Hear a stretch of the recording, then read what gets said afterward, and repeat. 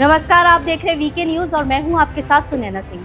Power किसी अच्छी नहीं लगती और अगर सत्ता की पावर में एडमिनिस्ट्रेशन की पावर शामिल हो जाए तो कहना ही क्या।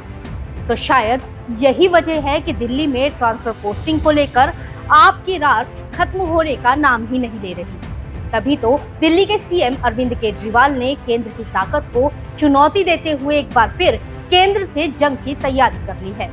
केजरीवाल ने केंद्र सरकार के उस कानून को कोर्ट में चुनौती देकर इस जंग का ऐलान कर दिया है, जिसमें ट्रांसफर पोस्टिंग को लेकर संसद में कानून पारित हो चुका है। अब इस अध्यादेश के खिलाफ दिल्ली सरकार ने याचिका में संशोधन करने की परमिशन मांगी है।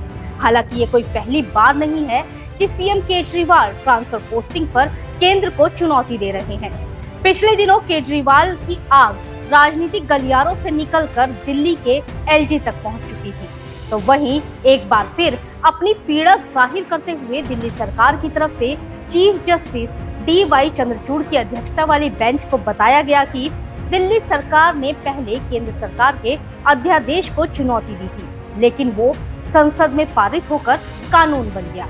इसी अध्यादेश को चैलेंज करने के लिए दिल्ली सरकार याचिका में संशोधन करना चाहती है, जिसके बाद कोर्ट ने केंद्र की ओर से पेश सॉलिसिटर जनरल तुषार मेहता से पूछा कि ट्रांसफर पोस्टिंग मामला याचिका पर सुनवाई के दौरान क्या आपको कोई आपत्ति है, तो मेहता ने कहा कि नहीं। जिसके बाद सुप्रीम कोर्ट ने दिल्ली में ट्रांसफर पोस्टिंग के मामले में संसद में पारित कानून को चुनौती देने के लिए दिल्ली सरकार को याचिका में संशोधन करने की अनुमति दी। ट्रांसफर पोस्टिंग को लेकर दिल्ली की सियासत हमेशा गरमाई रहती है, तो वहीं सीएम केजरीवाल और दिल्ली के एलजी के बीच की लड़ाई भी किसी से छुपी नहीं है।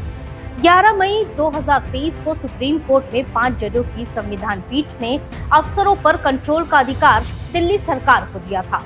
साथ ही कहा था कि उपराज्यपाल सरकार की सलाह पर ही काम करेंगे, लेकिन एक हफ्ते बाद 19 मई को केंद्र सरकार ने अध्यादेश लाकर इस फैसले को ही बदल दिया और ट्रांसफर पोस्टिंग का अधिकार राज्यपाल को दे दिया, जिसके खिलाफ एक बार फिर आपने अपना मोर्चा खोल दिया है।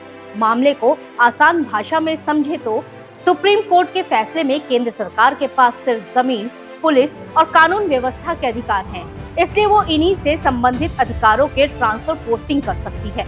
हालांकि केंद्र सरकार ने एनसीटी ऑफ दिल्ली एक्ट में 2021 में संशोधन किया था, जिसके तहत उपराज्यपाल को कई और अधिकार दिए गए थे। इसे भी दिल्ली सरकार ने सुप्रीम कोर्ट में चुनौती दी है।